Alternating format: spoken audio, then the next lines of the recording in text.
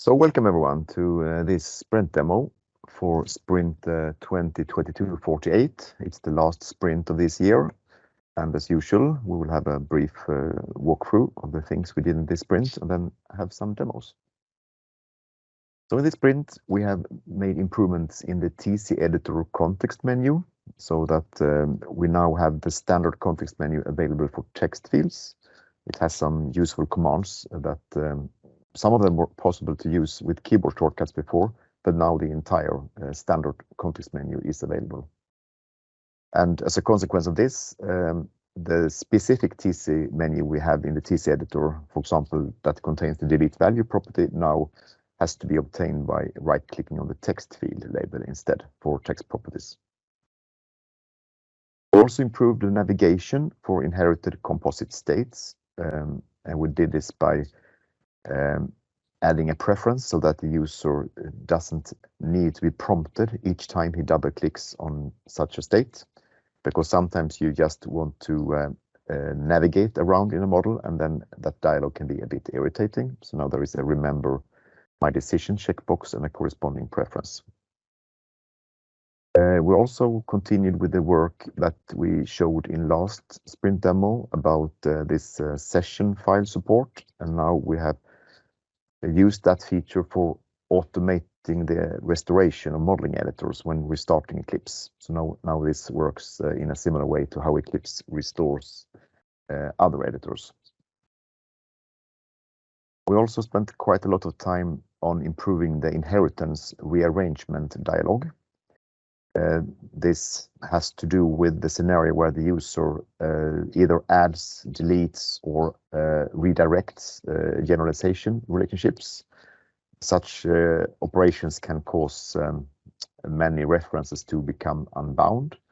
And previously, the strategy we had to avoid losing information was to duplicate items, but it turned out that we did this also in cases where it was not necessary. So now we have improved this to avoid unnecessary duplication and instead provide information in the dialog that appears so that the user can be aware of what reference will be affected by refactoring and also allow him to decide how certain references should be fixed in case the default action is not what he wants to use.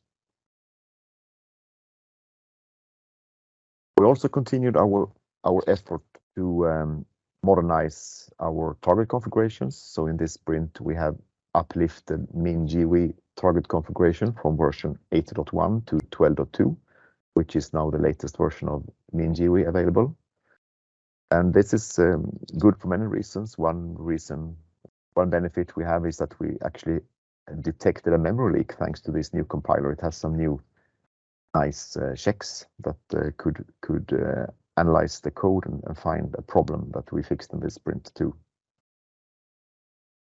Then we worked on the support for Clang Tidy warning suppressions, and now if the code standard is C++17 or later, we now use this maybe unused attributes, which is part of C++17.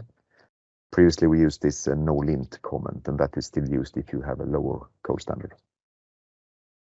And then we completed our work with aligning the feature set between Artist and RSRT by including the OneTest embedded integration into RSRT.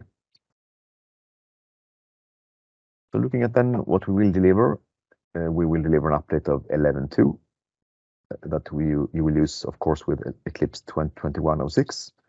And then also in this sprint, we have worked on 11.3. And now, for the first time, we are shipping an experimental version that you can install on Eclipse 2022-06. So some of you may remember that a few sprints back, we did something similar, and then we called it a core release. At that time, it was only the core feature of Artist and RSRT that was available. Now it is the full, all capabilities, including uplifted eGit integration, etc. And this also runs now on Java 17. So it's, it comes with some benefits just with that Java uplift.